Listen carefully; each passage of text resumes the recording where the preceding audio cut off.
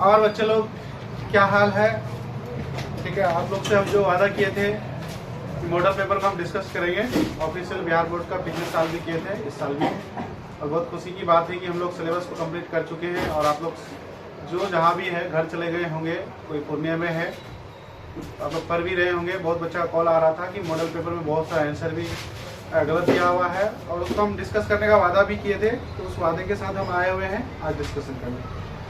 आपके model official Bihar board का जो मॉडल है उसमें से 5 सेट टोटल दिया हुआ है ना। एक सेट में 70 क्वेश्चन है और 5 सेट की अगर बात करें तो टोटल ऑब्जेक्टिव तुम्हारा कितना होगा जी? लगभग 700 कितना जी? 750 होगा ना? हाँ, 350। तो इस 350 में से आपको 70 क्वेश्चन आ रहा है और इसी मॉडल से पेपर से ही आना है। इसमें हम डिस्कस करेंगे और ये बात करेंगे कि देखिए इसमें कौन सा इंपॉर्टेंट है सबसे ज़्यादा, कौन सा बार बार रिपीटेड क्वेश्चन है सबसे ज़्यादा पूछा जाता है इसमें। ठीक है, और इसमें हम फिर ऑब्जेक्टिव करने के बाद साथ साथ हम सब्जेक्टिव भी करेंगे। तो इस लेक्चर को देखने से पहले हमको ये उम्मीद है कि आपके सामने मॉडल सेट पड़ा हुआ है। ठीक है, आप खोल के रखेंगे अपना मॉडल सेट को सामने में और उसी मॉडल सेट को हम भी पढ़ेंगे। ठीक है, और उस पर हम मार्क भी करेंगे और आंसर भी बताएंगे और डिस्कस भी करेंगे कि क्यों ऐसा आंसर है, क्यों बी आंसर है, क्यों सी है और क्या इंपॉर्टेंस है इसका, क्या इसका पूछे जाने की संभावना है। ठीक है, तो आप लोग सबको मॉडल पेपर सामने में खोल लीजिए और इसको हम साथ साथ में पीडीएफ में भी आपको ग्रुप में शेयर कर देंगे। ठीक है, रहने दो, कोई दिक्कत नहीं। ठीक है बच्चे लोग, निकाल लिए। ठीक है, यहाँ पर आज आपका कितना जनवरी है जी? 16 जनवरी है। बहुत ज्यादा ठंड है तो आप लोग के लिए हम देखिए कितना मेहनत कर रहे हैं। ठीक है, सबको निकाल लीजिए, मॉडल पेपर को सामने में रखिए और मॉडल सेट पेपर वाले निकालो जी, सबको निकालो। चलो, हम पढ़ रहे हैं, तुम भी अपना सामने में देखो हम क्या कर रहे हैं और क्या आंसर हो रहा है। ठीक है, चलो। तो सबसे पहला मॉडल पेपर 1 है ना, 5 आ गया है। हाँ, मॉडल पेपर 1 ध्यान से 70 क्वेश्चन है। हम कोशिश करेंगे 15 मिनट के अंदर डिस्कस करके खत्म करें। ठीक है, आपको सिर्फ टिक लगा हुआ नहीं है कि आंसर आता है, कुछ नहीं सुनना भी है, क्यों ए आंसर है, क्यों बी है, क्यों सी नहीं है, रीजन भी पता करना है। ठीक है, और हाँ, तुम्हारे जो ऑफिशियल मॉडल पेपर है उसमें बहुत सारा आंसर गलत भी है तो उसके साथ लड़ना नहीं है, हम जो बोलेंगे उसी के साथ चलना। ठीक है, पहला सवाल पूछा है मॉडल पेपर 1 और क्वेश्चन 1, ध्यान से। In which of the following plant adventitious bud develop from leaves. कहता है कि इनमें से कौन से पौधे में से पत्ते से एडवेंटिटियस बड निकलता है। तो ये रिप्रोडक्शन इन ऑर्गेनिज्म का पहला चैप्टर का ठीक है सवाल है, इन ऑर्गेनिज्म। ठीक है, तो ऑप्शन दिया तुम्हारा जिंजर, बनाना, दहलिया और ब्रायोफाइलम। तो पत्ते से जो बर्ड्स निकलता है और पत्ते से जो एक नया प्लांट बनता है वो तुम्हारा ब्रायोफाइलम में बनता है ना, नोट्स में भी कराया है। ठीक है, दूसरा क्वेश्चन में आ जाएंगे। In which of the following organism meiosis does not occur during the gamete formation. सुनो, हम बताए थे तुम लोग को शॉर्ट में कि दुनिया के जितने भी डायप्लॉइड ऑर्गेनिज्म है, ठीक है, जिसमें भी गैमेट बनेगा उसमें हर हाल में मेयोसिस होना है। ठीक है जी, 2n में मेयोसिस। ठीक है, देख लो यहाँ पर ध्यान से एवरीवन सुनो, अगर 2n है मतलब कि क्या है जी? डायप्लॉइड है। तो मेयोसिस बनने के गैमेट बनाना अगर है उसको तो हर हाल में क्या करना पड़ेगा उसको? मेयोसिस। अगर n है, अगर गैमेट बनाना है, ठीक है, अगर मेयोसिस करेगा तो क्या हो जाएगा? n/2 क्या ऐसा एग्जिस्ट करता है? नहीं। तो मेयोसिस कैसे करेगा? माइटोसिस के थ्रू, है कि नहीं है? तो तुमसे पूछा है कि इसमें से विच of the following organism meiosis does not occur during gamete formation. इनमें से किस में गैमेट बनने के दौरान मेयोसिस नहीं बनता है? तो ऑप्शन दिया है haploid, diploid, human, chimpanzee. Haploid and, diploid 2n, human क्या होता है? 2n की एंड है, क्या होता है? 2n होता है। चिंपैंजी क्या होता है? 2n होता है। तो कौन ऑप्शन चले जाएगा तुम्हारा? हैप्लॉइड चले जाएगा। मतलब n में ठीक है गैमेट बनने के दौरान मेयोसिस नहीं होता है। तो मेयोसिस फिर गैमेट बनेगा कैसे? माइटोसिस। अरे नहीं समझ में आ रहा क्या? ध्यान दो, क्वेश्चन नंबर 3 देखो, मॉडल पेपर क्या है तुम्हारा? तो पीछे दो लोग उसको बताया थी कि लेके आना। नहीं सर, वो तुम लोग भी खोल के रखो, तुम लोग भी जी। चलो, which of the following statement is incorrect. इसमें से गलत कौन है जी?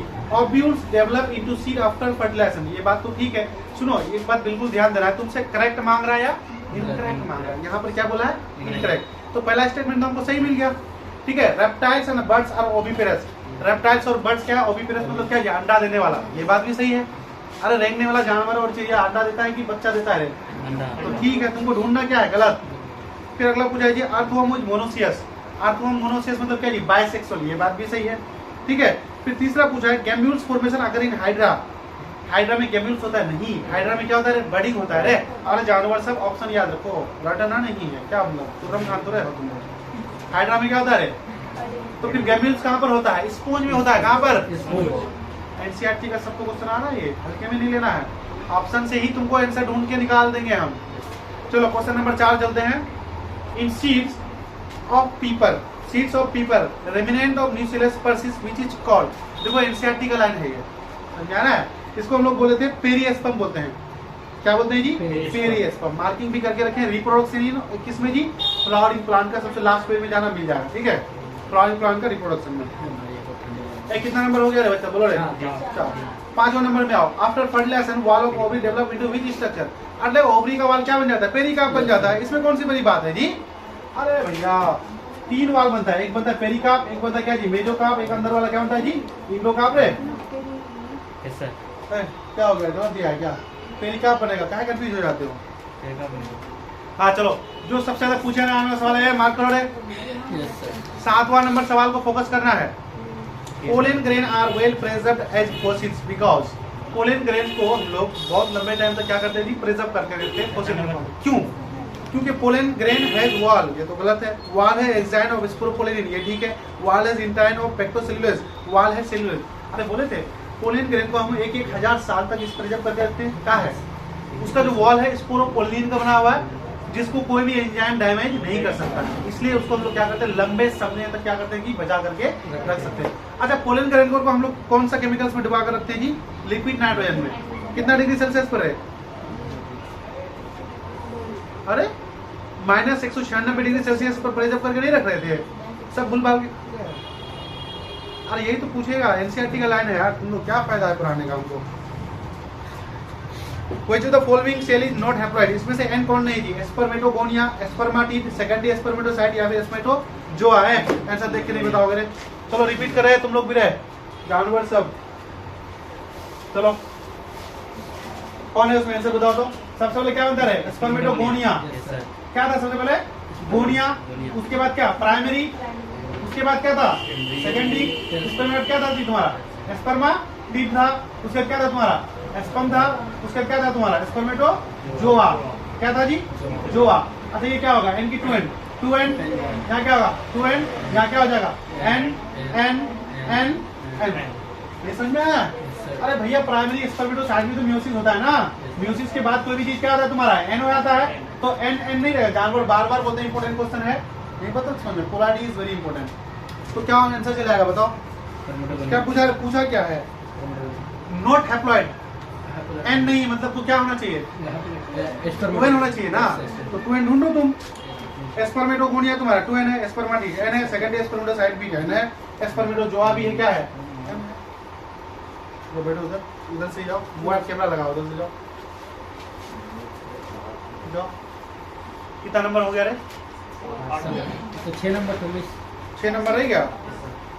इफ प्रोडक्शन ऑफ सीड्स अगर विदाउट फर्टिलाइजेशन, अरे बिन ब्याही माँ बनने वाला कहानी नहीं बताए थे, सुनो बिन ब्याही अगर फल बन रहा है तो पार्थेनोकार्पी, ए सुनो रे, ए देखो, ए बोर्ड मोबाइल में देखो ना, दिख रहा है ना, फ्रूट अगर बन रहा है बिन ब्याही मतलब क्या है विदाउट फर्टिलाइजेशन, तो क्या बोले थे पार्थेनोकार्पी। अगर तुम्हारा सीड बन रहा है तो क्या बोलोगे एपोमिक्सिस,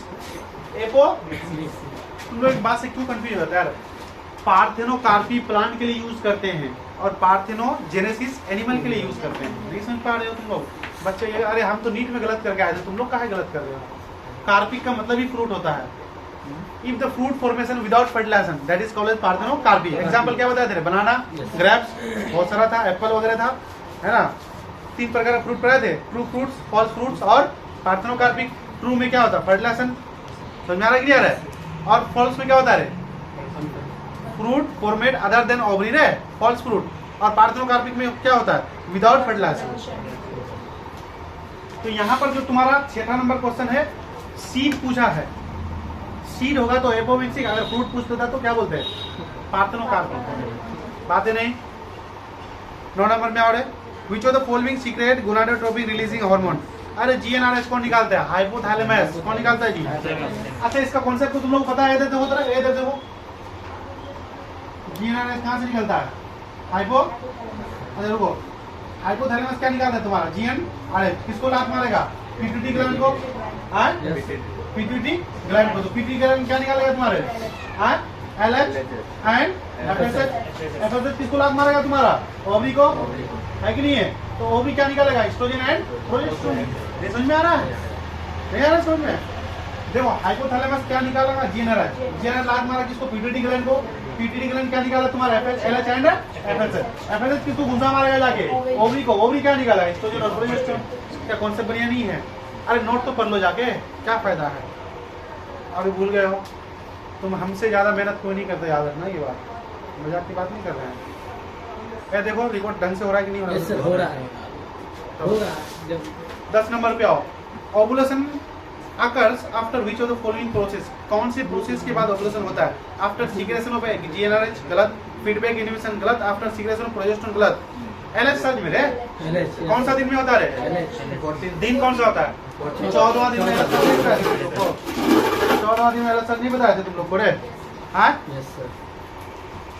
ठीक है।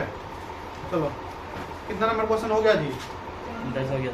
हाँ 11। Normally the first movement of the foetus, बाप रे तो हम बनाए क्या, अरे बच्चा तो पेट में जब रहता है तो कैवा महीना में पहला मूवमेंट दिखाता है, 5वां महीना में नहीं बोलते पहली बार, अरे यस सर, पहली बार लात मारेगा पेट में कब, अरे first movement of the baby development में 5वां महीना जब पूरा जाएगा ना तो पहली बार मूवमेंट करेगा, नहीं बताते। अच्छा बेबी का सबसे पहले क्या बनता है जी, हार्ट बनता है, कौन सा महीना में, पहला महीना में दिल बनेगा, दूसरा महीना में लिम्स बनेगा, तीसरा महीना में क्या बनेगा, मेजर डेवलपमेंट होगा, चौथा में क्या बनेगा, मेजर डेवलपमेंट, 5वां में क्या बनेगा तुम्हारा जी, फर्स्ट मूवमेंट कराएगा, छठा में आईलिड्स बनेगा, 7वां में पूरा बाल आएगा, आए बता नहीं गोरिल्ला की तरह बन जाएगा।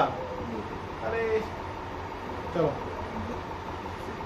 Normally the first movement of the foetus. अच्छा चलो 12वां नंबर पे आओ तो रे, which of the following method is used to prevent pregnancy permanently in male. अरे मेल में पूछा है हमेशा के लिए, ट्यूबेक्टोमी या वेसेक्टोमी होगा रे, वेसेक्टोमी मेल के लिए और ट्यूबेक्टोमी फीमेल के लिए। और ये बात भी बताए थे ये दोनों टर्मिनल मेथड भी है, मतलब कि फाइनल मेथड, अगर ये कर लिए तो रिवर्स नहीं होता है। बात को ध्यान रखोगे नहीं रखोगे रे। ए 13 नंबर आओ, which of the following STD, hepatitis B, genital herpes, AIDS, syphilis completely curable, इसमें से किसका इलाज हो सकता है रे, सिफिलिस का। हम बोलते हैं except hepatitis B, genital herpes and AIDS other STD are completely curable. इसमें में आ रहा है तो सिफिलिस का क्या इलाज नहीं पॉसिबल है, इस तीन का इलाज बिल्कुल पॉसिबल नहीं है। अच्छा ट्रांसफर ऑफ आइदर जायगोट और early embryo into the fallopian tube is called gift रे, जायगोट। ये तो आसान है। 13 नंबर जीनोटाइपिक रेशियो पूछ दिया है तुम्हारा किसका, मोनोहाइब्रिड को उसका 1:1, ये समझ में आ रहा है। फेनोटाइपिक क्या हो जाएगा 3:1। अच्छा कोडोमिनेंस और इनकम्प्लीट डोमिनेंस का बताओ, 1:1। जीनोटाइप और फेनोटाइप सेम रहेगा, याद रहेगा कि नहीं रहेगा। 16 नंबर पे तेजी से आएंगे, विच of the following statement incorrect पूछ रहा है, गलत। फेनाइल कीटोनुरिया के बारे में, इनबोर्न एरर ऑफ मेटाबॉलिज्म ठीक है, ऑटोसोमल रिसेसिव ये बात भी ठीक है, हाई लेवल ऑफ फेनाइल ये भी ठीक है, phenyl not expressed by kidney ये गलत है, ठीक है। 4 नंबर चलो मेंडल ने कुछ, अरे एक जन से दूसरे जन से पास होता है उस चीज को उसने बोला था फैक्टर बोला था, क्या बोला था factor. Which of the following x not type of sex determination observe. अरे ग्रास ऊपर ये बताए थे एचडीजी ह्यूमन ड्रोसोफिला और ग्रासफिला। ह्यूमन ड्रोसोफिला में क्या होगा रे, मेल हेटेरोगमी फीमेल हेटेरोगमी रे, मेल हेटेरोगमी किसमें है, ये एचडीजी बताए थे, ह्यूमन ड्रोसोफिला ग्रासफिला में, समझ में आ रहा है। और ग्रासफिला में क्या होता है एक्स नॉट टाइप वाला है ना। अच्छा बर्ड्स में क्या होता है, जेड डब्ल्यू नहीं बताए थे, हाँ बी भी नहीं बताते आपने, बर्ड्स और बटरफ्लाई भूल गए। 19 नंबर आओ, बैकबोन तुम लोग नहीं बताए थे, शुगर और फॉस्फेट को बैकबोन बोलते हैं, हाँ शुगर और फॉस्फेट और बेस मिला देंगे न्यूक्लियोटाइड बोलेंगे रे, शुगर और बेस को क्या बोलते हैं, न्यूक्लियोसाइड बोलते हैं रे, सब भूल गए। अरे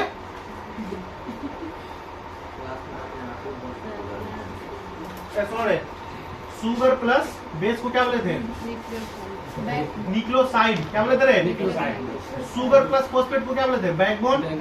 sugar plus base plus phosphate को न्यूक्लियोटाइड नहीं बोले थे, हाँ काहे भूल गए यार इतना जल्दी यार।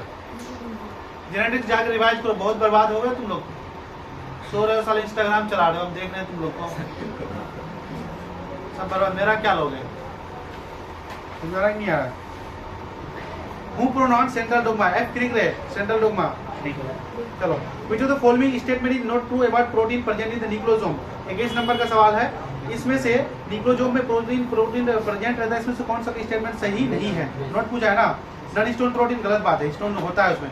अच्छा स्टोन तो होता है, ठीक है, बेसिक प्रोटीन होता है, ठीक है, पॉजिटिवली चार्ज प्रोटीन, ठीक है, नॉन स्टोन भी होता है, लेकिन नोट पूछ दिया है ना, तो ये बात गलत है, ठीक है। अच्छा बायोकेमिकल नेचर और ट्रांसपोर्टेशन प्रिंसिपल किसने बनाया था जी? मैकलोड मैककार्टी एवरेरी नहीं बनाया था। फिजिक्स का इसका ए चले अगर है, इसमें कौन सा बड़ा कंफ्यूजन है? अच्छा which of the following statement about RNA is incorrect, पूछा गलत पूछा है आरएनए के बारे में, ध्यान से सुनो।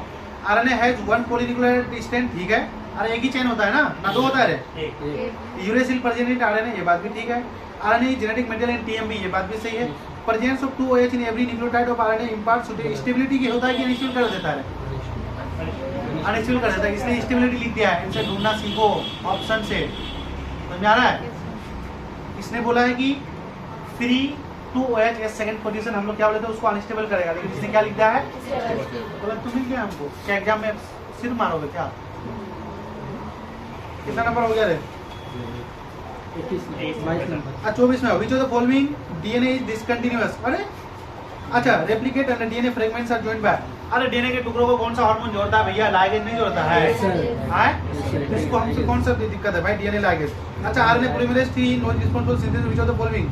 आरएनए पॉलीमरेज 3 टीआरएनए को नहीं बनाता, याद रखना इस बात को, ठीक है।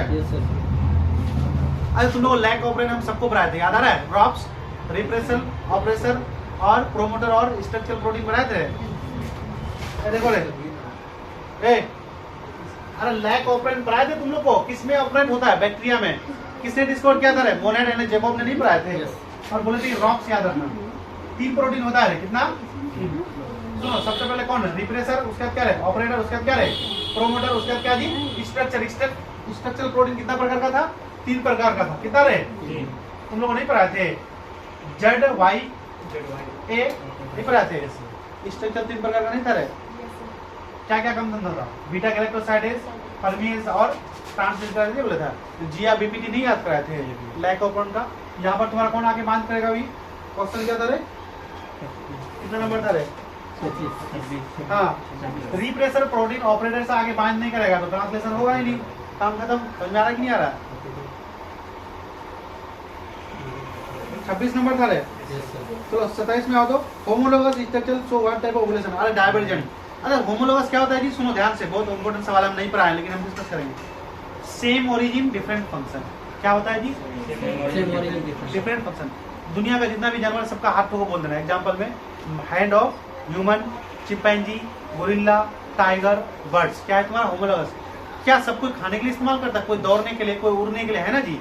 तो ओरिजिन तो एक ही जैसा है लेकिन काम सबका अलग है। तो homologous organism same origin different function. और एनालॉगस को उल्टा कर दो, डिफरेंट ओरिजिन सेम फंक्शन। मेरे समझ में आ रहा है? तो होमोलोगस ओरिजिन ना हमेशा डाइवर्जेंट दिखाता है। सुनो डाइवर्जेंट मतलब क्या? फायदा सेम जगह हुआ है लेकिन सब जो एक जगह से फैल गया है। सबको अगर एक जगह से फैल के एक जगह आ जाता है तो क्या बोलेंगे? कन्वर्जेंट। ठीक है हम पढ़ाएंगे, ठीक है, एवोल्यूशन पढ़ाएंगे।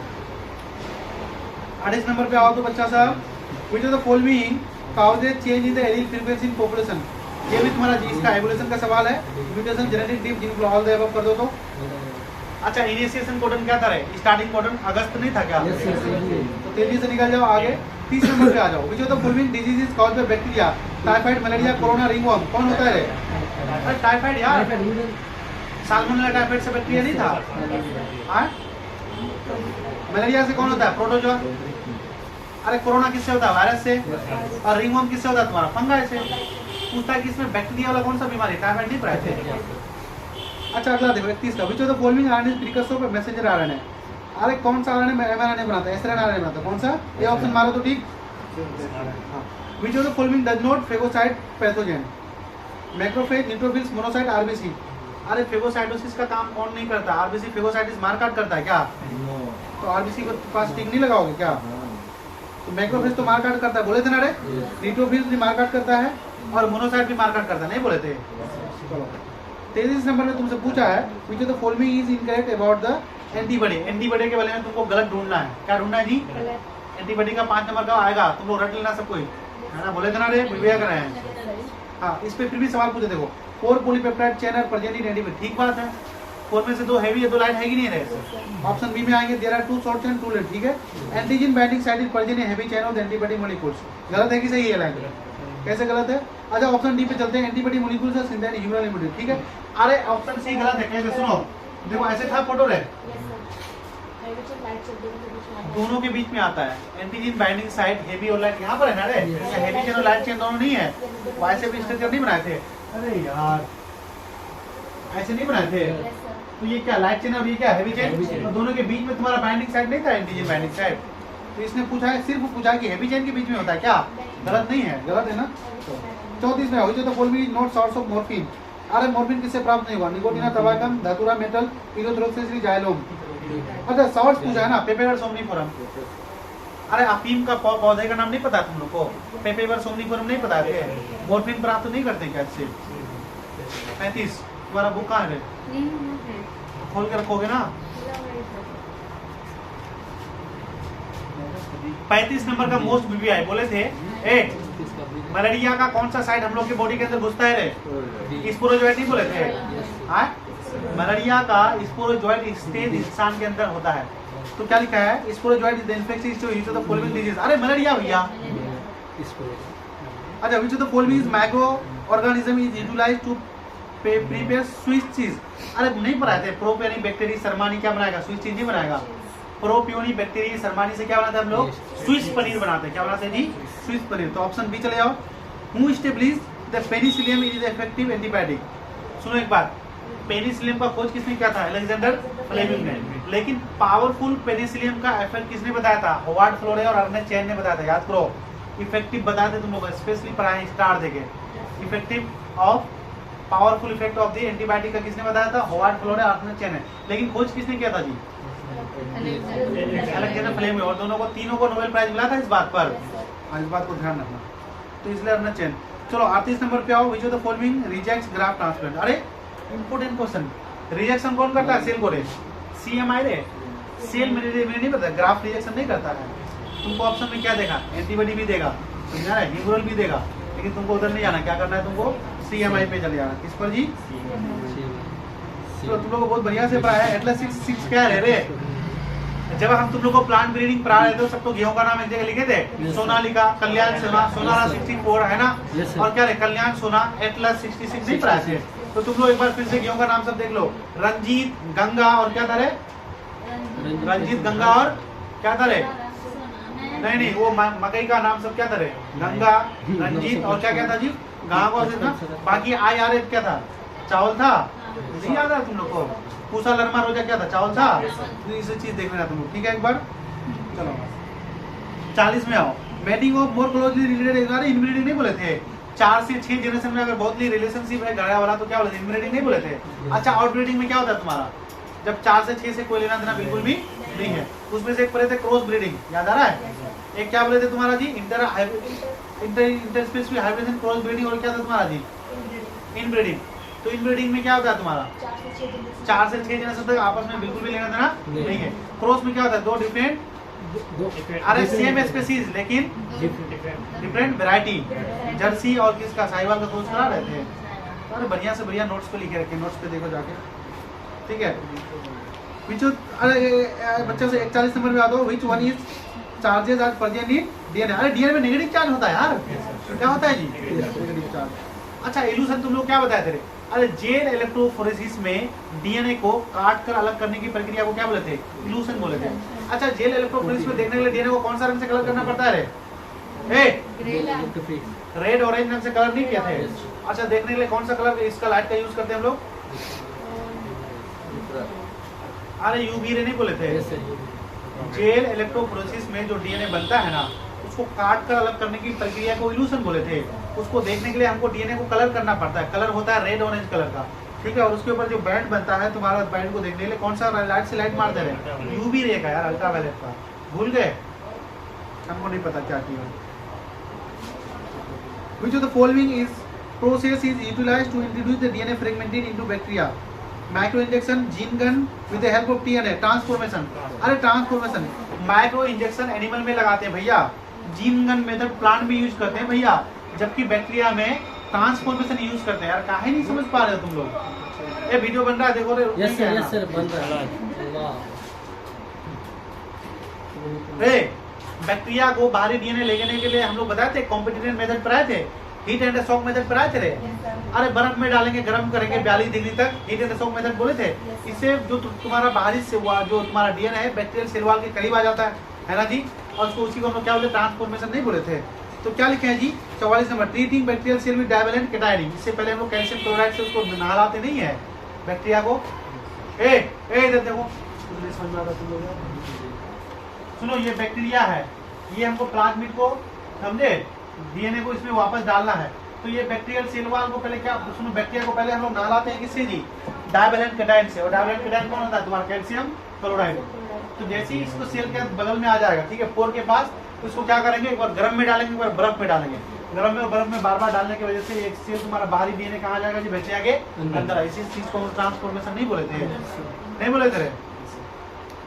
जल्दी से खत्म पूरा है। 45 नंबर आओ तो, what is added for preparation of DNA during isolation of DNA. अरे डीएनए को निकालने के लिए हम लोग चील डाले, इथेनॉल नहीं डाले थे, याद नहीं आ रहा है जी? अरे दारू डाल के डीएनए को अलग नहीं किए थे। ये देखो रिकॉर्ड हो रहा है कि नहीं हो रहा है? हो रहा है, आप कीजिए ना। हाँ 6000 मत करना, ठीक है, कैमरा को अच्छा से सेटअप रहने दो। चलो 46 नंबर पे आओ। Where is the recognition site biomolecular present in pBR 322। सुनो एक बात, पीबीआर 322 का रिकॉग्नाइजेशन तुम लोग पता है प्रेजेंट है? कितना जीन था रे? एंटीबायोटिक 2 था, एक टेट्रासाइक्लिन था और एक क्या था रे, एम्पिसिलिन था। नहीं समझ में आ रहा है? और एम्पिसिलिन में कौन सा जीन था रे, पीएसटी फर्स्ट और पीयूबी फर्स्ट। और टेट्रासाइक्लिन के अंदर क्या क्या था तुम्हारा जी, बामेचोन और पीवीयू1 नहीं था। तो तुमसे पूछा गया है कि तुम्हारा पीबीआर 322 कितना नंबर है, 46 में बामेचोन तुम्हारा कौन सा जीन के अंदर, टेट्रासाइक्लिन के अंदर रहता है। अरे पीबीआर 322 का डायग्राम फिर से देख लो भैया, समझ में आ रहा है कि नहीं आ रहा है? जेनेटिक इंजीनियरिंग में हम डाले हैं ना, बायोटेक में है ना, तुम लोग देख लेना फिर से। 47 number, which of the following selectable marker gene in pBR 322। अरे टेट्रासाइक्लिन और कौन था, एम्पिसिलिन नहीं था, दोनों सिलेक्टेबल मार्कर जीन नहीं बताया था तुम लोग को। अरे क्या गलत कर दोगे? हमको नहीं पता भैया क्या करोगे, अब क्या करेंगे? अरे पीसीआर कितना स्टेप में हो रहा, 3 स्टेप में। क्या क्या था, पहला स्टेप डीनेचुरेशन, दूसरा स्टेप क्या था एनिलिंग, और तीसरा स्टेप क्या था तुम्हारा पॉलीमराइजेशन। इसमें से पूछा है कि पीसीआर में कौन सा स्टेप नहीं होता है, प्राइमर जुड़ता है, ठीक है, डीएनए पॉलीमराइज, ठीक है, डीऑक्सीराइबोन्यूक्लिक, ठीक है, क्लोनिंग वेक्टर नहीं लगाते हैं यार, क्या नहीं लगाते हैं। Which of the following compound control the cotton bollworms. Cotton को कौन देता है, क्राई फर्स्ट एसी और क्राई सेकंड एबी नहीं रोक रहा था रे, क्राई 1 एबी क्या रोक रहा था रे, क्राई 1 एबी कौन बोरर को नहीं रोक रहा था। अरे क्राइजीन देख लो, क्राई 1 एसी और cry 2 AB cotton bollworm में लगाते हैं, जबकि क्राई 2 एबी तुम्हारा किस में लगाते हैं जी, क्राई 1 एबी किस में लगाते हैं, कॉर्म बोरर में रे, किसमें रे, कॉर्न बोरर में। तुम लोग को जीन नहीं पता है। अच्छा, which of the following human protein is present in milk of transgenic cow रोजी। रोजी के दूध में कौन सा प्रोटीन रहता है, अल्फा लैक्ट एल्बुमिन नहीं पता है तुम लोग को। अच्छा, गोल्डन राइस में कौन सा विटामिन रहता है? हाँ विटामिन ए, नहीं पढ़ाया था तुम लोग को? तो बताओ, बीटा कैरोटीन नहीं बोले थे? बीटा कैरोटीन है, विटामिन ए का इनएक्टिव फॉर्म है। 52 नंबर में आओ तो, नोट एडवांटेज ऑफ जेनेटिक। अरे इसका डी ऑप्शन चलेगा, टू मेक सोमेटिक हैबिटेट। चलो 53 में आओ, which of the following human disease transgenic model is not available. Cancer, cystic fibrosis, Alzheimer, malaria. अरे कौन सा बीमारी के लिए हम लोग मॉडल तैयार नहीं कर पाए हैं कैंसर के लिए।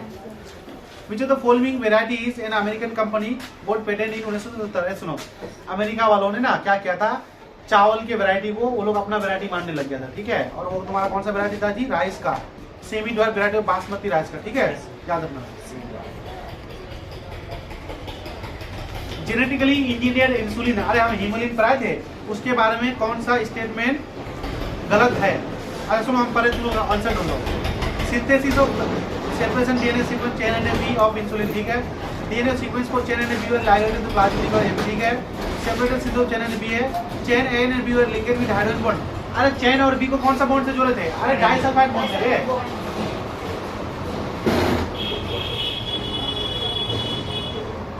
इंसुलिन के अंदर कितना चेन था रे? 2 चेन नहीं था, चेन ए और चेन वही नहीं बोले थे। चेन ए कितना अमाइनो एसिड का था रे? 21। चेन बी कितना का था? 29। 30 का था। और चैन सी जब तक जुड़ा हुआ था, इनएक्टिव इंसुलिन बोले थे उसको।